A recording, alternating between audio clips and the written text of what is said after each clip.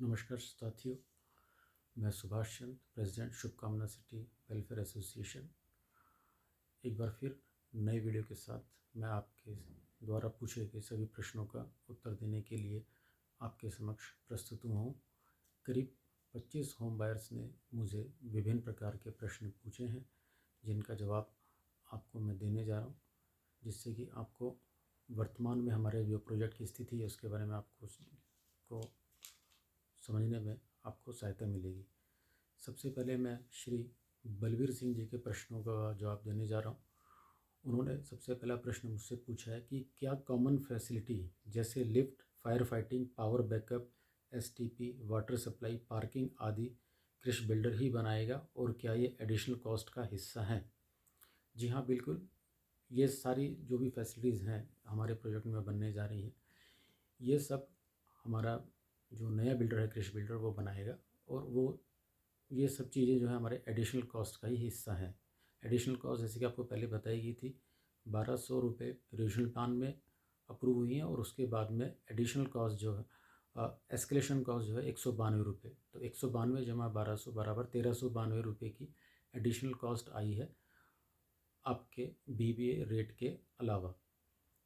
अगर आपके BBA rate में कॉस्ट 2000 रुपये थी तो 1392 आप उसमें और ऐड कर लीजिए, तो टोटल जो कॉस्ट है 1392 और 2000, 4300 और 3392 रुपये, ये आपकी नई कॉस्ट आई है। और इसके हिसाब से जो भी फैसिलिटीज़ हैं जो कि आपके बिल्डर बायर एग्रीमेंट में कही गई थी, उन सब का इसमें समावेश है, और उसके अनुसार ही कृषि बिल्डर इसको बनाएगा, और ये सारा रीजनल प्लान में भी लिखा गया है। क्या कृषि बिल्डर ने इसके लिए वैधानिक स्वीकृति या स्टैट्यूटरी अप्रूवल ली है? जी हाँ, बिल्कुल। एनसीएलटी कोर्ट ने कंस्ट्रक्शन करने के लिए उसको अनुमति दी है, और ये सारी चीज़ें रीजनल प्लान के टर्म्स एंड क्लॉजेज में लिखी गई हैं। नंबर 3, कृषि को काम करने की आज्ञा या वर्क अवार्ड कौन करेगा? कौन कंस्ट्रक्शन की प्रोग्रेस और क्वालिटी को चेक करेगा? कृषि को काम करने की परमिशन एनसीएलटी कोर्ट ने दी है। एनसीएलटी कोर्ट ने उसकी एडिशनल कॉस्ट को अप्रूव किया है, और जो क्वालिटी ऑफ कंस्ट्रक्शन होगा या उसकी जो मॉनिटरिंग है, उसके लिए एक कमेटी बनाई गई है। उस कमेटी में आरपी की जो मैनेजिंग कमेटी है, जो ट्रिपल ए कंसल्टेंसी के मालिक हैं श्री अनिल गोयल, उनको इस मॉनिटरिंग कमेटी का हिस्सा बनाया गया। तो वो समय समय पर उस कंस्ट्रक्शन की जो क्वालिटी है उसकी भी जांच करेंगे, और साथ में जितने भी फंडिंग हो रही है, जितना भी पैसा आ रहा है जो कि एस्क्रो अकाउंट में जाएगा, उसकी भी वो जांच करेंगे। नंबर 4, क्या सैंपल फ्लैट बनेगा? सैंपल फ्लैट के बारे में बिल्डर से भी कोई बात हुई नहीं, और ना ही रीजनल प्लान में ऐसा कोई प्रावधान किया गया कि सैंपल फ्लैट बनेगा। पर फिर भी अगली जब भी मीटिंग होगी बिल्डर के साथ, तो हम लोग इस बारे में बात करेंगे कि क्या वो ऐसा कोई सैंपल फ्लैट बनाने जा रहे हैं या नहीं बनाने जा रहे हैं। नंबर 5, फ्रंट टावर्स के बनने के बाद पोजीशन मिलेगा या नहीं? यदि मिलेगा तो इससे बैक टावर के काम में और फ्रंट टावर में रहने पर समस्या नहीं आएगी? जी, रेशन प्लान के अनुसार तो फ्रंट टावर्स का कंस्ट्रक्शन 18 महीने में और बैक टावर का 3 साल में जाके पूरा होगा। एक समय जब बिल्डर से बात हुई थी तो उन्होंने कहा था कि हम लोग मतलब कि टावर वाइज भी पोजीशन दे सकते हैं, पर ये डिपेंड करता है होम बायर्स पे कि क्या वो टावर पोजीशन चाहते हैं, या ओवरऑल जब पूरा प्रोजेक्ट बन जाएगा तो उसके बाद ही अपना फ्लैट्स का पोजीशन चाहते हैं।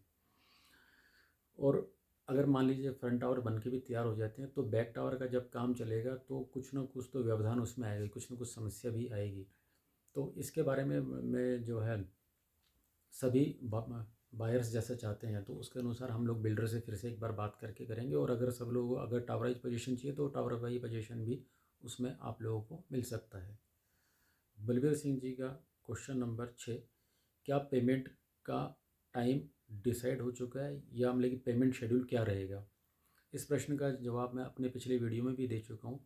मैंने आपको बताया था कि जो फ्रंट टावर्स हैं उसमें जो है 18 महीने में कंस्ट्रक्शन कंप्लीट हो जाएगा, तो आपको 18 महीने के अंदर अंदर आपकी जो भी बैलेंस पेमेंट है और जो एडिशनल कॉस्ट आने के बाद में जो पेमेंट आपकी रिवाइज पेमेंट है वो आपको 18 महीने में करनी है, और बैक टावर वालों को 3 साल में पेमेंट करनी है। तो और ये सब कुछ रीजनल प्लान में ऑलरेडी लिखा जा चुका है। रेजोल्यूशन प्लान जो है हमारे आरपी श्री आनंद सोनभद्र जी ने सभी होम बायर्स को भेजा हुआ है। अगर आप उसमें देखेंगे तो आपको ये सारी टर्म्स कंडीशन और किस तरह से कंस्ट्रक्शन चलेगी, कैसे आपने पेमेंट करनी, ये सारा सारा उसमें लिखा हुआ है। बलवीर सिंह जी का अंतिम क्वेश्चन नंबर 7, क्या डिफेक्ट लायबिलिटी क्लॉज एग्रीमेंट या रीजनल प्लान में शामिल है? जी हाँ, बिल्कुल, ये डिफेक्ट लायबिलिटी क्लॉज जो है वो रीजनल प्लान में शामिल है। उसको आप उसमें आप पढ़ भी सकते हैं। एक अन्य जो हमारे सदस्य हैं श्री कुमार रोहित जी, उन्होंने पूछा है कि जिन होम बायर्स ने फ्लैट बाद में ख़रीदा था उनको फ्लैट ज़्यादा कीमत में सोल्ड हुआ है। सेम साइज के फ्लैट अलग अलग कीमतों पर बिल्डर द्वारा बेचे गए हैं। क्रिश बिल्डर इनका समाधान कैसे करेगा? रीजनल प्लान के अनुसार जो भी आपके बिल्डर बायर एग्रीमेंट में या अलॉटमेंट लेटर में जो जिस रेट पर पुराने बिल्डर ने आपको फ्लैट बेचा है वही कॉस्ट आपकी मान्य होगी और उसके अनुसार ही जो एडिशनल कॉस्ट जो रीजनल प्लान में अप्रूव हुई है उसके अनुसार आपको पेमेंट करनी पड़ेगी। हो सकता है कि सेम साइज़ का प्लाट पिछले बिल्डर ने किसी को 2,000 रुपये पर स्क्वायर फीट हो तो किसी को 2,500 पर स्क्वायर फीट हो या फिर 3,000 रुपये पर स्क्वायर फीट के हिसाब से बेचा है। पर जो आपके बिल्डर बायर एग्रीमेंट में जो कॉस्ट लिखी है उसके अनुसार ही अब आपको बैलेंस पेमेंट करनी है। श्री चंद्रिका प्रसाद जी ने सवाल पूछा है कि अनिंदिया बिल्डर का आज क्या स्टेटस है, वर्तमान समय में क्या उनका स्टेटस है, क्योंकि अनिंदिया बिल्डर ने ही कमर्शियल और रिक्रिएशन की सुविधाएं प्रोजेक्ट में बनानी थी। अनिंदिया बिल्डर का ने जो अपना केस लगाया था एनसीएलटी में वो अपना केस हार चुके हैं। अब उन्होंने अपनी एक नई अपील एनसीएलटी में लगाई है जिसके ऊपर की सुनवाई अभी जारी है।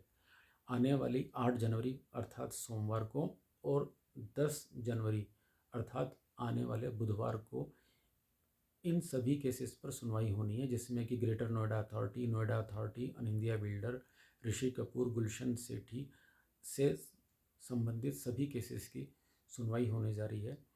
हो सकता है कि उसमें इस पर लेकिन कुछ डिसीजन आ जाए। इन सभी जो स्टेक होल्डर्स थे ये सभी अपना केस जो है एनसीएलटी में हार चुके हैं, पर एनसीएलटी के कुछ ऑब्जेक्शन के लिए इन्होंने अपनी अपील एनसीएलटी में लगाई है, जिसमें कि अनिंदिया बिल्डर भी एक केस लगा हुआ है। और जो अभी तक जो सुनवाई चल रही है उसके अनुसार ये है कि एनसीएलटी में भी अनिंदिया का बिल्डर का जो केस है वो डिस्पोज ऑफ हो जाएगा और उसको इससे कोई फ़ायदा नहीं मिलेगा, और जो उसका एक फ्लैट जो कमर्शियल टावर बनना था या रिक्रिएशन बनना था वो भी सब आपको क्रिश बिल्डर ही बनाकर देगा। श्री उमेश पुरी जी का सवाल है कि एक बायर जो कि 90% भुगतान कर चुका है, क्या इस भुगतान राशि पर उसको ब्याज मिलेगा? यदि हाँ, तो रेट ऑफ इंटरेस्ट क्या होगा? सीओसी लिस्ट के अनुसार दिया गया ब्याज या कैलकुलेटेड राशि मान्य होगी या नहीं? देखिए, जो भुगतान आप कर चुके हैं, अगर क्लेम फॉर्म की बात करते हैं जो कि आपने आईबीसी एक्ट के अंतर्गत श्री आनंद सोनभद्रा जी को आपने सबमिट किया था आज से करीब 3 साल पहले, 2018 के अंत में और उसके बाद में 2019 की शुरुआत में सभी लोगों ने अपने क्लेम फॉर्म सबमिट किए थे। और उस क्लेम फॉर्म में ये प्रोविज़न था कि जो आपने अमाउंट पे किया है उसके ऊपर 8% इंटरेस्ट, रेट ऑफ इंटरेस्ट भी आपको मिलेगा, और उसके अनुसार ही आरपी श्री सोनभद्र जी ने सभी सदस्यों के क्लेम्स को एडमिट किया है। तो आपका जो क्लेम सोनभद्र जी ने क्रिश बिल्डर को दिया है उसमें आपने जो टोटल भुगतान किया है उसकी राशि दिखाई गई है, साथ में उसके ऊपर 8% जो रेट ऑफ इंटरेस्ट बनता है वो दिखाया गया है। तो एक तरह से आपको उस राशि पर ब्याज मिल रहा है। अब बात करते हैं कि क्या क्रिश बिल्डर इस ब्याज को मानेगा या नहीं। ये थोड़ा सा इसका जवाब मेरे पास है नहीं, इस बारे में मुझे बिल्डर से बात करनी पड़ेगी कि अब कंसिडरेशन अमाउंट क्या होगा। एक तो वो कंसिडरेशन अमाउंट है जो कि आपने पुराने बिल्डर को आपने पेमेंट किया था, अब उसके ऊपर जो 8% के हिसाब से जो ब्याज लगाया गया है, तो क्या वो भी आपकी इन्वेस्टेड अमाउंट मानी जाएगी या नहीं मानी जाएगी, इसके बारे में मुझे क्रिश बिल्डर से पूछकर और फिर मैं आपको इसके बारे में जवाब दूंगा। उमेश पुरी जी का इसी से जुड़ा हुआ दूसरा सवाल था कि सीओसी लिस्ट के अनुसार दिया गया ब्याज या कैलकुलेट राशि मान्य होगी या नहीं होगी। जी बिल्कुल, वो उसमें मान्य होगी और मैं ये समझता हूँ कि उसके बाद ही आपको एडिशनल कॉस्ट की पेमेंट करनी है। पर फिर भी इसमें थोड़ा सा कन्फ्यूजन है, तो एक बार क्रिश बिल्डर से इस विषय में बात करने के बाद में मैं आपको इस बारे में सूचित करूँगा। एक मिस्टर हैरी हैं जिन्होंने कि सवाल पूछा है कि आप क्या पोजेशन के समय एडिशनल कॉस्ट की पेमेंट की जा सकती है या बिल्डर से ऐसा एग्रीमेंट किया जाए कि जब बायर को पोजेशन मिले तो वह एडिशनल कॉस्ट की पेमेंट करे, और अगर वो एडिशनल कॉस्ट की पेमेंट नहीं करता तो उसका सारा अमाउंट फॉरफिट हो जाए। क्या इस प्रकार का क्रिश बिल्डर के साथ एग्रीमेंट किया जा सकता है? हैरी जी, इस टाइप का जो है एग्रीमेंट नहीं किया जा सकता। रजिस्ट्रेशन प्लान में ऐसी कोई व्यवस्था भी नहीं की गई है और बिल्डर जो है इस प्रकार का कोई एग्रीमेंट आज की तारीख में करेगा भी नहीं। अगर वो इस टाइप का एग्रीमेंट करता है तो उसके पास एडिशनल कॉस्ट से ही तो न्यू फंड जनरेशन होगा। अगर फंड जनरेट ही नहीं होगा तो कंस्ट्रक्शन किस टाइप से होगा। और ये जो है रीजनल प्लान या उस तरह की इसमें ऐसा प्रावधान अब संभव नहीं है। तो आप ये मान के चलिए कि जो भी एडिशनल कॉस्ट है जैसे ही कंस्ट्रक्शन स्टार्ट होगा तो वो आपको पेमेंट करना पड़ेगा। हैरी जी का एक और अंदेशा है कि हो सकता है कि शायद ये जो क्या अभी भी हमारा प्रोजेक्ट शुरू होने पर बीच में ही रुक सकता है या बंद हो सकता है। देखिए, एनसीएलटी कोर्ट की तरफ से अगर कोई बिल्डर अपॉइंट हुआ है और रीजनल प्लान में क्रिश बिल्डर ने स्वीकृति दी है कि ये मैं प्रोजेक्ट बना के दूंगा, तो अब ऐसा लगता नहीं है कि ये प्रोजेक्ट अगर एक बार शुरू हो जाएगा तो दोबारा से बंद होगा। बंद होने की स्थिति तभी आ सकती है जबकि होम बायर्स ने जो पेमेंट करनी है वो पेमेंट ना करें, अब बीच में ही पेमेंट रोक ले, या कुछ ऐसे होम बायर्स हैं जिनको कहीं से लोन ना मिले या वो चाहते हैं भी कि हम तो पेमेंट नहीं करेंगे, हमें तो सिर्फ रिफ़ंड चाहिए। तो ऐसी स्थिति में अगर फंड्स का क्रंच होता है, उस फंड्स का अरेंजमेंट नहीं होता है, तो शायद कंस्ट्रक्शन बंद हो। परंतु किसी भी सूरत में कंस्ट्रक्शन बंद होने का अब कोई रास्ता ऐसा नज़र नहीं आता है, क्योंकि भारत सरकार ने भी, राज्य सरकारों ने, यूपी रेरा ने भी और यहाँ तक कि अथॉरिटी ने भी वर्तमान स्थिति के अनुसार अपने कानूनों में काफ़ी परिवर्तन किए हैं। काफ़ी नए रूल्स एंड रेगुलेशंस बन गए हैं। अभी आप देख रहे हैं अमिताभ कांत समिति की रिपोर्ट्स आई हैं, उससे पहले भी कुछ रिपोर्ट्स आई हैं। तो ऐसा लगता नहीं है कि कंस्ट्रक्शन शुरू होने के बाद में कंस्ट्रक्शन कभी बीच में रुकेगा। उम्मीद तो यही है कि कंस्ट्रक्शन लगातार चलेगा और सभी होम बायर्स को समय के अनुसार उनको पोजीशन भी मिल जाएगा। एक दूसरे बयान है श्रीमती प्रेमलता देवी जी, जो कि उन्होंने पूछा है कि पीछे के 3 टावर्स 3 साल में बनेंगे, जबकि पीछे का टावर्स का लैंड तो अरहम एस्कॉन को बेच दिया गया है। जी नहीं, टोटल 10 टावर बनने हैं, 5 टावर आगे हैं और 5 टावर पीछे हैं। पीछे के जो 5 टावर हैं उसमें से 2.5 टावर का जो लैंड है वो अरहम एस्कॉन को पीयूष तिवारी ने बेचा था। तो अभी पीछे का जो जो 2.5 टावर का लैंड है वो अवेलेबल है और उसी के लिए रिवाइज ड्राइंग्स क्रिश बिल्डर ने ग्रेटर नोएडा अथॉरिटी में जमा करा रखी है। रिवाइज ड्राइंग के अनुसार ही पीछे के टावर्स के फ्लैट्स बनेंगे और आगे जो फ्लैट्स खाली पड़े हैं पीछे के बैक टावर के जो बायर्स हैं उनको आगे के टावर्स में एडजस्ट किया जाएगा, कुछ लोग पीछे के टावर में रहेंगे और रिवाइज ड्राइंग के हिसाब से जो भी उसमें सुविधाएं बन पाएंगी वो सारी सुविधाएं उसमें बनेंगी। तो पीछे जो है मतलब 3 टावर अरहम एस्कॉन को नहीं बेचे गए, सिर्फ 2.5 टावर का ही लैंड उसको दिया गया है। तो टोटल 10 टावर में 2.5 टावर आप माइनस कर दिए तो टोटल 7.5 टावर्स का अब इसमें कंस्ट्रक्शन होगा।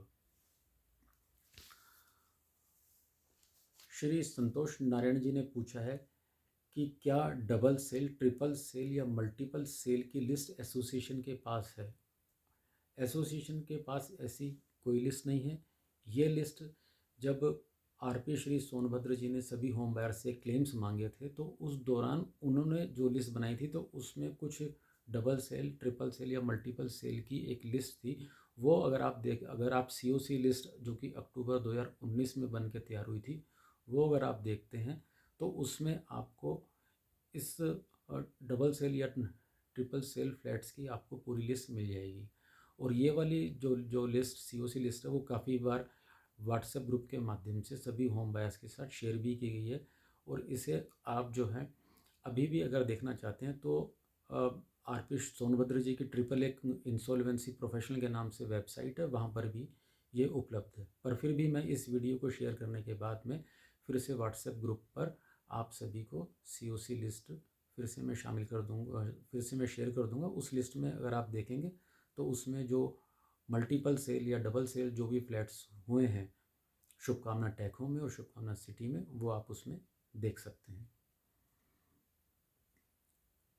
जो होम बायर्स अपनी ईएमआई बैंक को रिपे नहीं कर रहे हैं और उनका केस सीबीआई या कोर्ट में चल रहा है, ऐसी स्थिति में उनके पास बैंक स्टेटमेंट नहीं है क्योंकि उनका बैंक अकाउंट फ्रीज हो गया है, जबकि उनके पास अलॉटमेंट लेटर, बीबीए और पेमेंट रिसीट्स हैं। क्या इससे समाधान हो सकता है? कृषि बिल्डर को ये पेपर दिए जा सकते हैं? जी हाँ, बिल्कुल ये पेपर दिए जा सकते हैं। ये सभी को पता है कि काफ़ी सारे ऐसे होम बायर्स हैं जिन्होंने कि अपनी ईएमआई पे करना बंद कर दिया है। और उसके ऊपर जो है कोर्ट में भी केसेस चल रहे हैं। हाई कोर्ट ने भी एक ऐसा वर्डिक्ट दिया जिसमें इन्होंने कहा कि ऐसे होम बायर्स जो कि अपनी ईएमआई पे करें परंतु उनको फ्लैट का पोजीशन नहीं मिला है या उनका कंस्ट्रक्शन बंद हो गया है, वो अपनी ईएमआई को स्टॉप कर सकते हैं और बैंक उनसे ईएमआई नहीं मांग सकता है। इस संबंध में हमारे प्रोजेक्ट के संबंध में सीबीआई में एक इंक्वायरी भी चल रही है और काफ़ी सारे हमारे होम बायर्स ने अपने डॉक्यूमेंट्स वहाँ भी जमा कराए हैं। और क्योंकि अब उनका अकाउंट फ्रीज हो गया तो उनको बैंक स्टेटमेंट नहीं मिल सकती, परंतु उनके पास जो कुछ भी फ्लैट से संबंधित डॉक्यूमेंट्स हैं, उनका अलॉटमेंट लेटर है, बिल्डर बायर एग्रीमेंट है, या जो पेमेंट रिसीट्स जो उन्होंने अभी तक पे किए, तो उन डॉक्यूमेंट्स के साथ भी वो अपने फ्लैट का वेरिफिकेशन क्रिस बिल्डर के ऑफिस जाकर करवा सकते हैं। कुछ सदस्यों ने पूछा है, काफ़ी सारे सदस्यों ने कहा है जी कि बैंक स्टेटमेंट कृषि बिल्डर को नहीं मांगनी चाहिए क्योंकि 10-12 साल पुरानी बैंक स्टेटमेंट होम बायर्स के पास नहीं है। कुछ बैंक आपस में मर्ज हो गए हैं, कुछ बैंक की ब्रांचेस बंद हो गई हैं। ऐसी स्थिति में बैंक स्टेटमेंट कहाँ से लाएं? और परंतु उनके पास पेमेंट की रिसीटें उपलब्ध हैं। अब जैसे कि कृषि बिल्डर से बात हुई है तो उनका कहना यही था कि अगर आपके पास बैंक स्टेटमेंट है तो वो आसानी से आपकी पेमेंट को ऑथेंटिकेट कर सकते हैं, क्रॉस वेरीफाई कर सकते हैं। परंतु ऐसे होम बायर्स जिनके पास की बैंक स्टेटमेंट उपलब्ध नहीं है या जिनके बैंक अकाउंट क्लोज हो गए हैं, ब्रांच क्लोज हो गई है या बैंकों का आपस में मर्जर हो गया है, तो ऐसी स्थिति में जो उनकी पेमेंट रिसीट है वो सारी पेमेंट रिसीट मान्य होगी। उसके आधार पर भी वो अपने फ्लैट्स का वेरिफिकेशन करवा सकते हैं।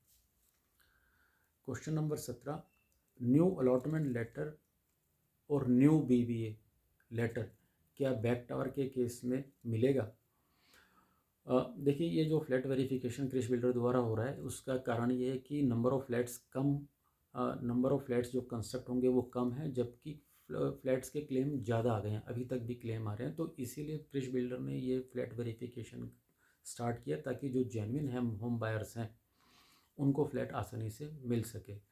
तो जब ये सारा फ्लैट वेरिएशन हो जाएगा और जब कंस्ट्रक्शन स्टार्ट होगा तो सभी होम बायर्स को, चाहे वो आगे के टावर के हों या पीछे के टावर हो, सभी होम बायर्स को नया अलॉटमेंट लेटर और नया बिल्डर बायर एग्रीमेंट मिलेगा, ट्राईपार्टेट एग्रीमेंट मिलेगा, अन्य सभी कागजात मिलेंगे जिसके आधार पर हो सकता है, जिसके आधार पर कि वो अपना फिर से बैंक लोन ले सकते हैं। इसके साथ साथ इस फ्लैट का ब्रांड नेम भी चेंज हो जाएगा। शुभकामना सिटी की बजाय इसमें कोई नया नाम आएगा और उसके अनुसार ही कृषि बिल्डर जो है आपको नए डॉक्यूमेंट्स इशू करेगा।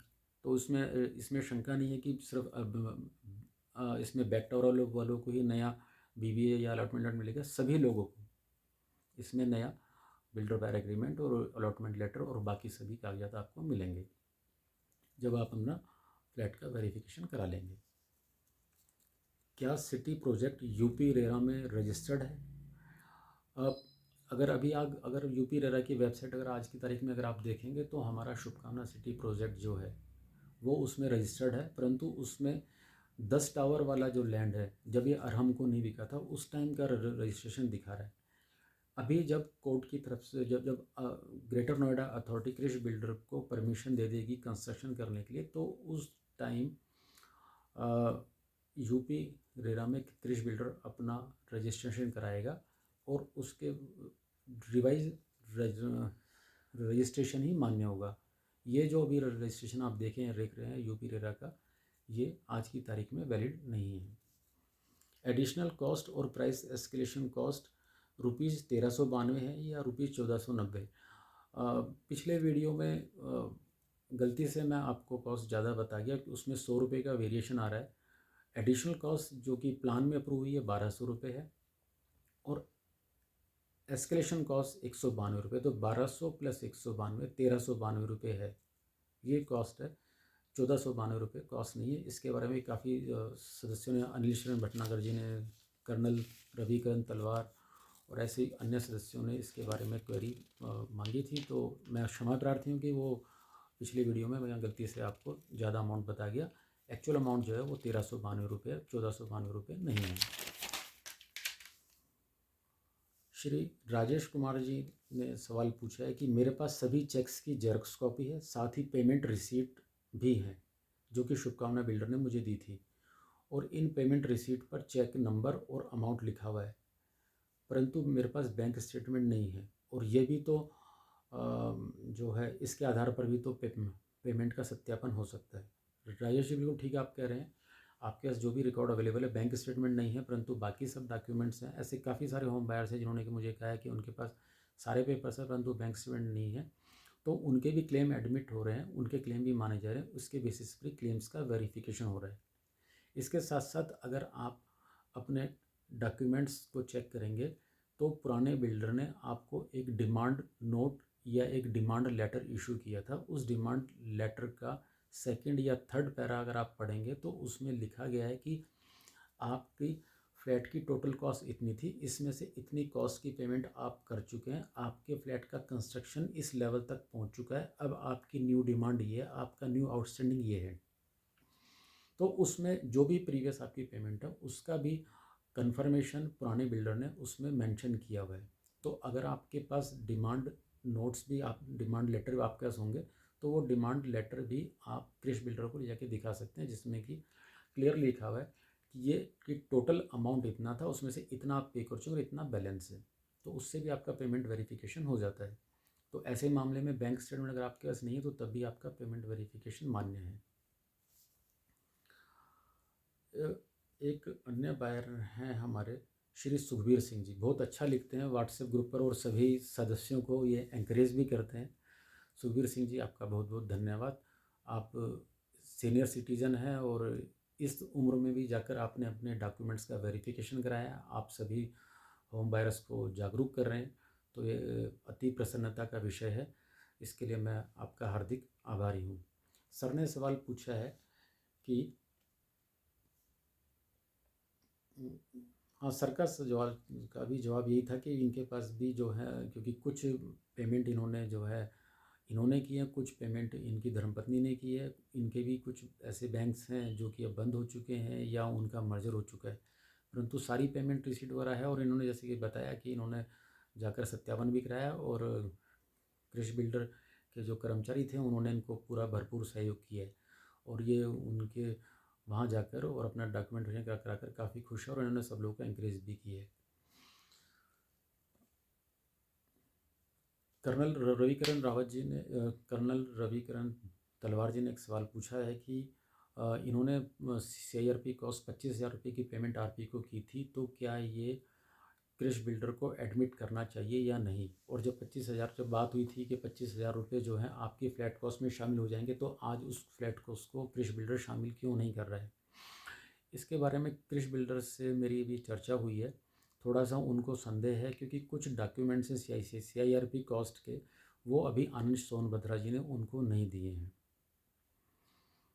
और रीजनल प्लान के अनुसार अगर आप देखते हैं तो सबसे कि कंस्ट्रक्शन स्टार्ट तभी होगा जब क्रिश बिल्डर इनको CIRP कॉस्ट की पेमेंट कर देगा। करीब करीब 2.25 करोड़ के आसपास की CIRP कॉस्ट बनती है जो कि क्रिश बिल्डर ने RP श्री सोनभद्र जी को पेमेंट करनी है। तो ये जो फ्लैट कॉस्ट, ये जो CIRP कॉस्ट है वो सभी होम बायर्स में बराबर हिस्से में बटेगी। तो अगर अभी उन्होंने आपको ₹25,000 की का 25,000 रुपये की अमाउंट को एडमिट नहीं किया तो निकट भविष्य में वो भी आपकी एडमिट हो जाएगी। जिन किसी होम बायर ने CRP कॉस्ट दिए उन सब का जो है फ्लैट में एडजस्टमेंट होगा। ऐसा बिल्कुल जो है रेजोल्यूशन प्लान में भी प्रावधान है और RP श्री सोनभद्र जी से भी बात हुई तो उन्होंने भी ऐसा कहा है।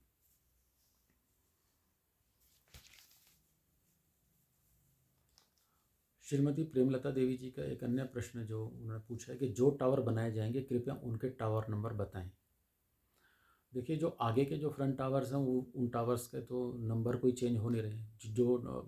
जो टावर पहले से ही उनका नामकरण है तो सेम वही टावर रहेंगे। अब जो पीछे के जो टावर हैं तो उसका उसके हिसाब से होगा, परंतु इस बारे में ज़्यादा जो जानकारी है जब रिवाइज ड्राइंग्स जो कि ग्रेटर नोएडा अथॉरिटी में भी पेंडिंग है, जब वो अप्रूव हो जाएंगे तो उसके बाद में ही पीछे के टावर की क्या नंबर रहेंगे वो उसके आधार पर पता चलेगा।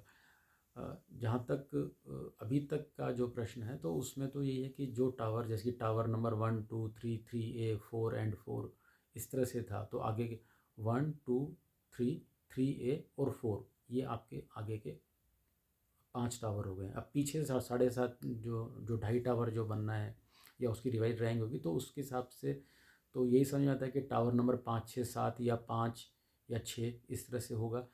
तो ये अभी जब ड्राइंग्स अप्रूव हो जाएंगी तो उसके बाद में इसका खुलासा हो पाएगा। और इस बारे में भी बिल्डर से भी हम लोगों ने नहीं पूछा कि टावर का नामकरण या क्या किस तरह से होगा। हाँ, ये निश्चित है कि इस ओवरऑल प्रोजेक्ट का नाम ही बदल जाएगा। शुभकामना सिटी तो नाम नहीं रहेगा, कोई और कोई नाम होगा। पीयूष भटनागर जी ने कहा कि 90% मैं पेमेंट कर चुका हूँ, क्या इस 90% पर इंटरेस्ट कैलकुलेट करने के बाद ही एस्केलेशन कॉस्ट मांगी गई है? इंटरेस्ट ये इसका जवाब मैं पहले भी दे चुका हूँ। अभी किसी और सदस्य ने प्रश्न पूछा था तो इसमें जो RP श्री सोनभद्र जी ने जो लिस्ट बनाई है उसमें फ्लैट की कॉस्ट के जो आपने जो पेमेंट किया है उसके ऊपर 8% ब्याज लगाकर ही उन्होंने एक लिस्ट बनाई है जो कि उन्होंने कृषि बिल्डर को दी है।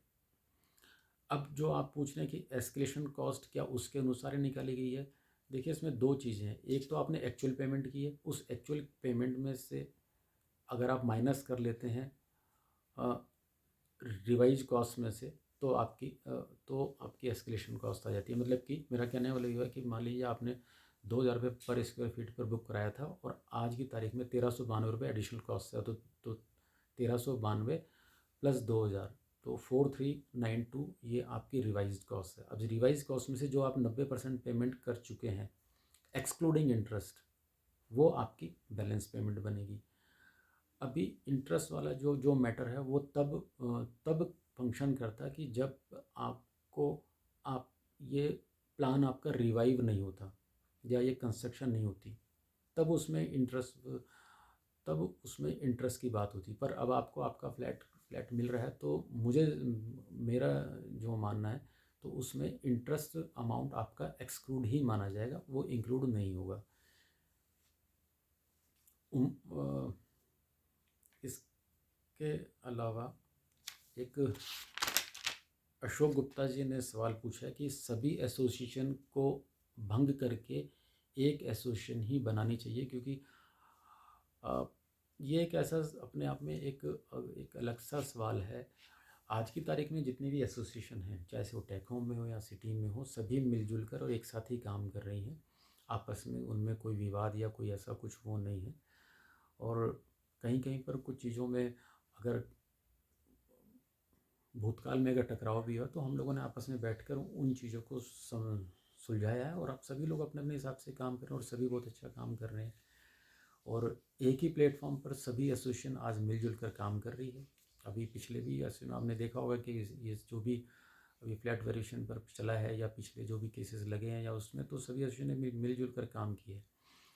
तो सभी एसोसिएशन एक ही प्लेटफॉर्म पर और आपस में उनमें कोई मतभेद नहीं है। और जहाँ तक कि सभी एसोसिएशन को भंग कर एक एसोसिएशन बनाने की जो बात है तो उसमें कुछ कानूनी समस्याएं आ रही हैं और कुछ चीज़ों को ध्यान में रखते हुए यही निर्णय लिया गया है कि अभी समय नहीं आया कि सभी एसोसिएशन को मर्ज कर दिया जाए। फिर भी अगर किसी को ऐसा कोई चीज़ अगर देखने में आ रही है और उनको लग रहा है कि हाँ, मतलब कि उनकी समस्याओं का समाधान नहीं हो रहा है या कहीं आपस में ऐसा सभी एसोसिएशन में एकता नहीं है, तो हम सभी एसोसिएशन वाले फिर से बैठकर इस विषय में फिर से बात कर सकते हैं। परंतु कुछ कानूनी अ, समस्या के कारण अभी सभी एसोसिएशन का मर्जर संभव नहीं है। तो ये करीब 26-27 क्वेश्चंस थे जो कि मेरे पास आए थे, तो उन सभी का मैंने जवाब दिया है। इसके अलावा भी किसी भी सदस्य को अगर कोई भी प्रश्न पूछना या कोई भी क्वेरी उनके दिमाग में है, तो वो व्हाट्सएप के माध्यम से मुझे भेजें, ताकि अगले वीडियो में मैं उनके प्रश्नों का फिर से मैं जवाब दे सकूं। इसके अलावा काफ़ी सदस्यों की मतलब कि प्रतिक्रिया भी आई है और उसने इस वीडियो के लिए थैंक्स भी कहा है, और हमारी कोर टीम का उन्होंने जो को प्रोत्साहन भी दिया। तो उसके लिए मैं उन सभी सदस्यों का बड़ा आभारी हूँ। इसमें मैं मुख्य रूप से श्री सुखबीर सिंह जी, श्री संदीप अरोड़ा जी, से श्री संदीप भारद्वाज जी, श्री रामकृष्ण जी, श्री विनोद कुमार जैन, श्रीमती उषा सचदेवा, श्री योगराज जी, श्री दिलीप कुमार मुंड जी, श्री SK चौधरी जी, श्री शिप्रा रावत मोहंती जी, श्री निर्मल झा, श्री प्रफुल्ल कुमार पटेल, और हमारे वरिष्ठ सदस्य श्री GC त्रिपाठी, श्री जावेद निहाल जी का तहे दिल से आभारी हूँ। और उन्होंने जो उत्साहवर्धन किया है और अपना समय समय पर जो सपोर्ट और समर्थन दिया है, मैं उनके लिए उनका हार्दिक आभारी हूँ।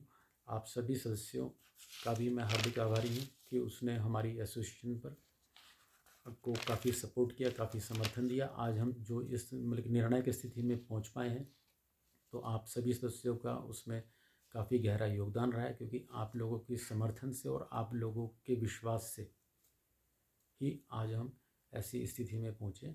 आप सभी का बहुत बहुत धन्यवाद। तो मैं अपने इस वीडियो को यहीं समाप्त करता हूँ, और आगामी जो भी वीडियो होगा, तो जो भी आपके प्रश्न आएंगे, तो मैं उसमें आपका जवाब दूंगा। आप सभी लोगों का बहुत बहुत धन्यवाद।